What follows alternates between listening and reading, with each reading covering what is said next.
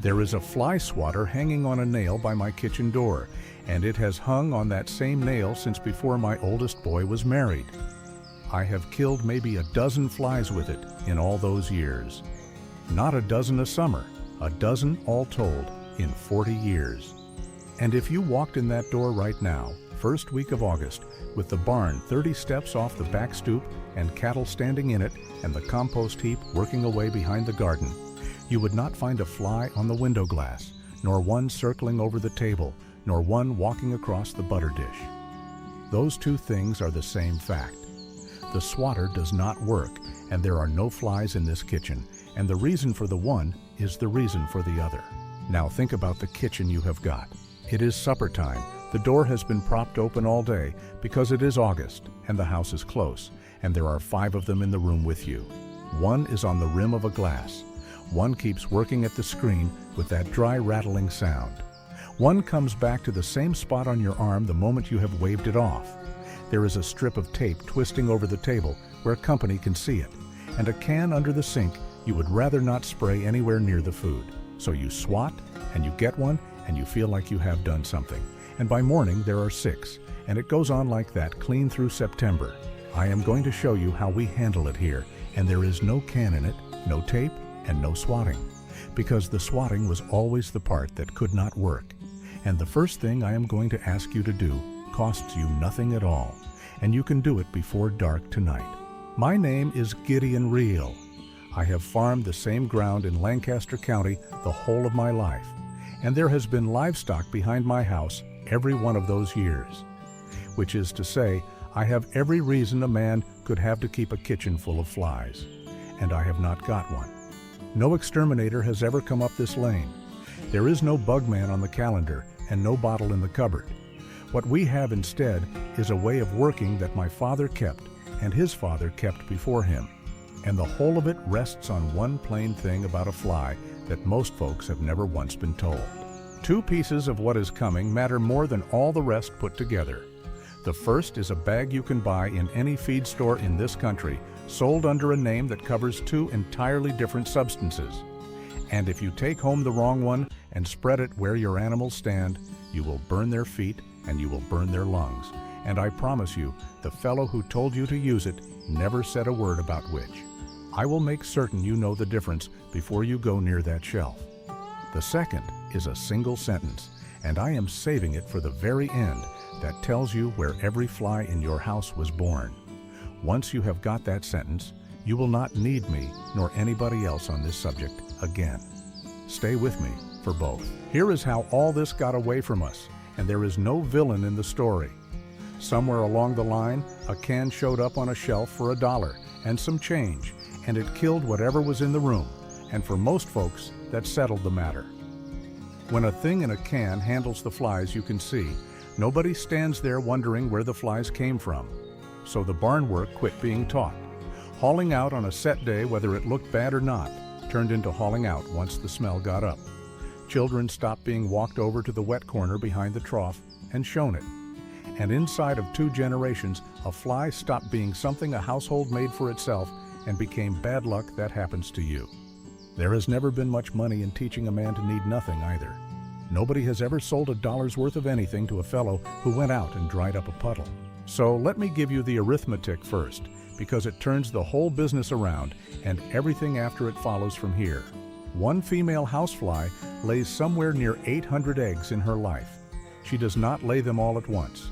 She lays a batch of 100 or so, goes off, comes back 3 or 4 days later, and lays another 100, and again, as long as the weather holds.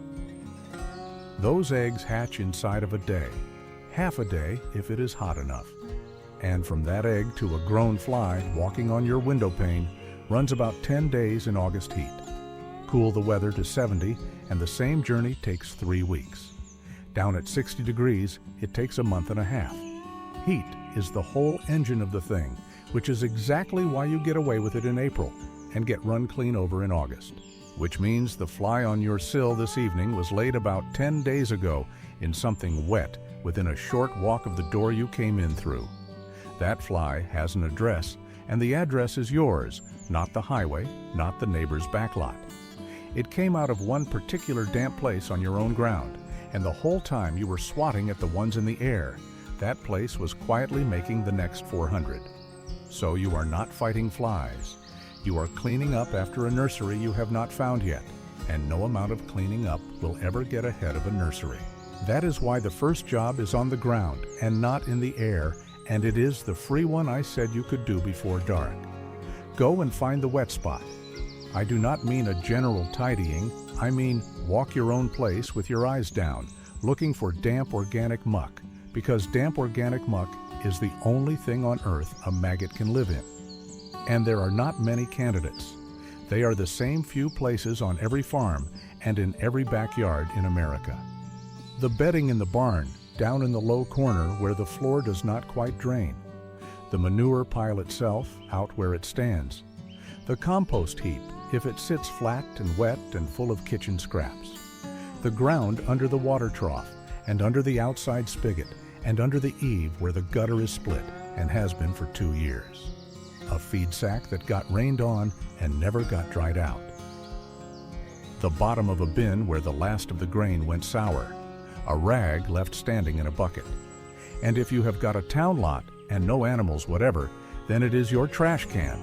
The wet black ring in the bottom of a trash can will raise flies from May to October, and folks empty that can every week for years and never once wash it out. The second job is the whole of the method, and it is 2 words: dry it. A housefly larva cannot live in dry material. Not poorly, not at all. It has to have moist organic matter to feed in and to keep itself from drying out. So where there is no damp, there is no maggot. And where there is no maggot, 10 days on, there is no fly. So the split gutter gets mended. Move the trough or lay stone under it so the drip has somewhere to go. The compost gets turned, which lets it heat and dry through instead of sitting flat and sour. Wet straw comes out of that low corner and dry straw goes down in its place. Wash the trash can and leave it upside down in the sun for an afternoon. Every one of those costs nothing but the doing, and every one of them cancels a hatch you would otherwise have met over supper next week. Third, and this is the one thing that separates a farm with flies from a farm without them, the muck goes out twice a week, on a day, whether it looks bad or not. Not when it starts to smell. Twice a week. I know that sounds like fussiness for its own sake until you set it against the number I gave you. Egg to fly in about 10 days in the heat, and the egg hatches the first night. Haul out every 3 or 4 days, and you are carrying the young ones off before a single one of them ever gets wings. Haul out every other week, and you are running a hatchery on a schedule, and a tidy-looking one at that. Stalls and small pens want doing daily, which is a good deal easier than it sounds, once it is a habit and not a chore you keep putting off. The interval is the trick. Miss the interval, and nothing else on this list will save you. Fourth, mind what becomes of that muck once it is out there, because a flat pile is the finest fly nursery on any place I have ever walked onto. Rain falls on a flat pile and soaks straight down into it, and the top foot of it stays wet for weeks, which is precisely the condition a maggot is looking for. So we stack ours steep and we pack the sides down. Built up with a good slope, the rain runs off the outside of it instead of soaking in. The surface dries and crusts over, and the inside heats up hot enough that nothing hatches out of it at all. Same manure, same yard, same shovel. The shape of the pile is the entire difference, and it takes you no extra minutes to build it right. Fifth is the lime, and here I want your full attention, because this is the place where well-meant advice hurts an animal, and it happens every single summer. There are 2 things sold in a feed store, sitting side by side on the same shelf, and both of them are called lime. They are not the same, and mixing them up is not a small mistake. Barn lime is ground limestone, calcium carbonate, if you want its proper name. It is soft, it is not caustic, and a cow can stand in it, lie down in it, even take a little of it in with her feed and come to no harm at all. What it does is pull the damp out of a floor and sweeten it, and a dry, sweet floor is a floor a fly will not lay in. Hydrated lime is the other one, calcium hydroxide. And it does not go in a barn, not on the floor, not under bedding, not anywhere an animal walks or lies down or breathes. Get it damp and it turns caustic. It burns hooves and skin. It will take an animal's eyes, and stirred up into the air of a closed barn, it scalds the lungs of everything standing in there, your stock and yourself, right along with them. Now here is why I am spending this much time on it. Go and look up lime for flies, and you will find 100 people telling you to throw lime on the barn floor, and hardly a one of them says which lime. I have seen it sold that way as well, on a page charging good money for the advice. A man reads that, walks in, and grabs the wrong bag, and the wrong bag is often the cheaper one, and it is often sitting right beside the other. And he spends that evening washing out his animal's feet and wondering what he did. So say the words out loud in the store.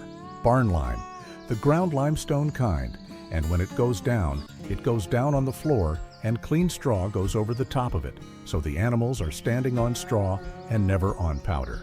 Sixth is the white powder, diatomaceous earth, and there are 2 words that have to go in front of it every single time you say it or buy it. Food grade. The pool supply kind is the very same material roasted at near 1,000 degrees, and that roasting turns most of the silica in it, 60% of it and better, into the crystalline sort. The crystalline sort scars lungs. It causes silicosis, which does not heal and does not go backward, and that bag belongs sealed inside a filter tank and nowhere else in a man's life. Food grade is air-dried or barely warmed and runs under 2% of that. The bag tells you which one you are holding, so read what the bag says. Do not guess at it, and do not take the neighbor's word for what is in his. What it does for you is 2 things at once. It is dust, so it dries the ground it sits on, and dry ground makes no flies. You have heard me say that 4 times now, and you will hear it again before we are through.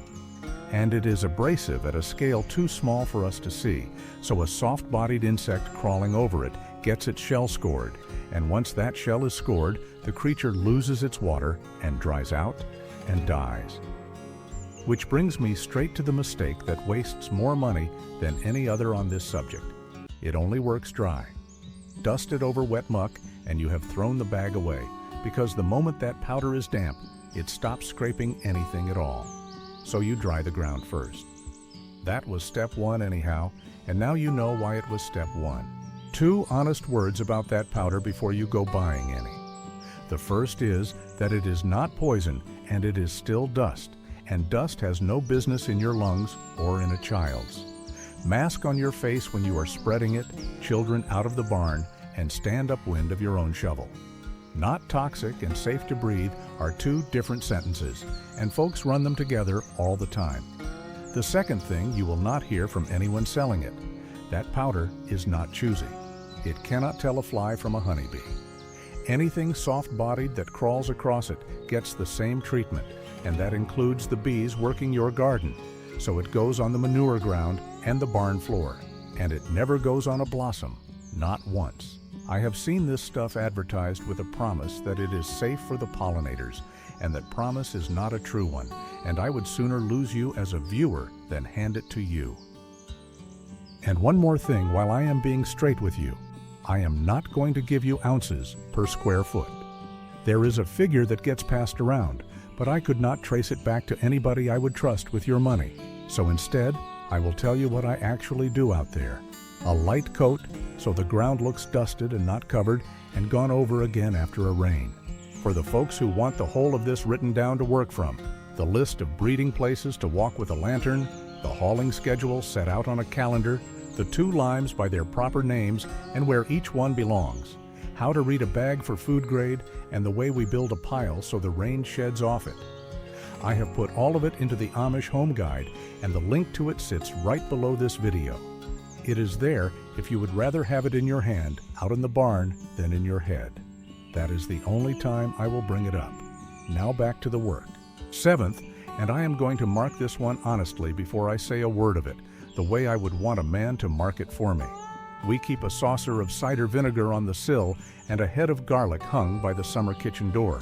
And my mother did, and her mother before her. I will tell you that we have always done it. I will not tell you that it is proven, because it is not, and I have never seen a straight test of it in my life. It may do a little something. It may do nothing on this earth but smell like my mother's kitchen. I am telling you about it because it is ours, and because I would rather hand you every last piece of what we do and label the soft one plainly than hand you a tidy list and let you find out later on your own which part was folklore. The rest of this list is not folklore. That part I will stand on. 8th is the jar, and notice where I have put it. Cider vinegar or a little sweet water gone to work in the bottom of it, a paper cone rolled into the neck, set out somewhere you do not eat. It catches what is already flying. I have kept it this far down the list on purpose, because a trap is the dustpan, not the broom. It takes care of what got past you. If a trap is your plan, you have not got a plan. You have got a jar. But once the groundwork is truly done, and there are only a few strays left in the house, it is a tidy way to finish them off, and it costs about a nickel. 9th, and then I am through with the list. The birds. Our hens and the guineas go through the yard the whole day long, picking over the pile and scratching it apart and eating whatever they turn up. And I do believe they take a good many maggots with them. I would not hang your summer on it, though. I have never counted what a hen eats, and neither has anybody else who has ever told you to go buy a few, and a bird will not walk into the dark corner of a barn where the real trouble is sitting.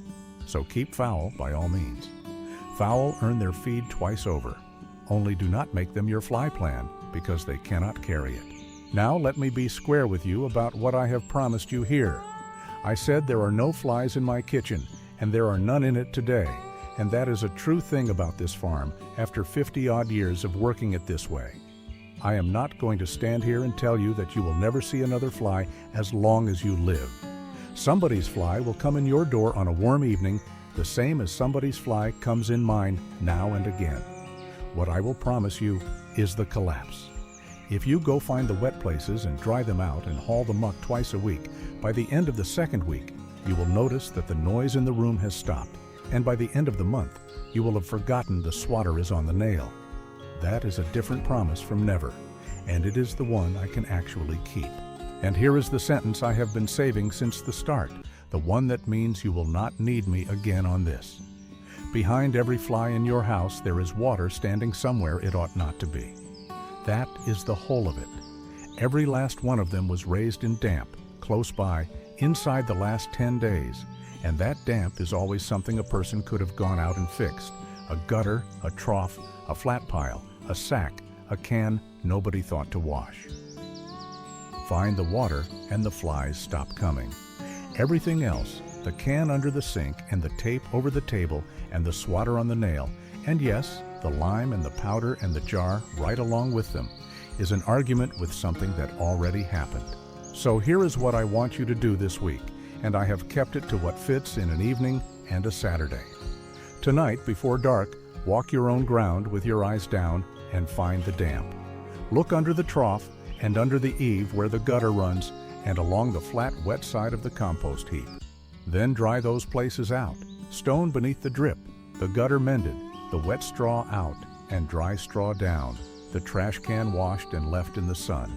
Set 2 days of the week and haul the muck on those days, whether it looks bad or not. Build the pile steep so the rain sheds off it instead of into it. Put barn lime, ground limestone, and say those words out loud in the store, down on the floor with fresh straw over the top. And where the manure gathers, once the ground is dry, a light coat of food-grade diatomaceous earth with a mask on your face and the children out of the barn. Then leave the swatter hanging right where it is. Now I would like to hear from you. Tell me down in the comments where you live and what you have got behind your house, a town lot or a barn full of stock. And tell me where you found your wet spot, because I will wager a good number of you find it inside the first 10 minutes of looking. And it will turn out to be a place you have walked past every day for years. I read every one of them, and I will tell you straight whether what you describe sounds like the real source or only a small one. And before you go, that manure pile we stacked up steep, there is more to it than flies. Come January, it stands out there steaming in the cold, and there is a reason for that heat and a use for it, and it is one of the plainest pieces of good sense our people have got. I will show you that next time. Until then, go find your water tonight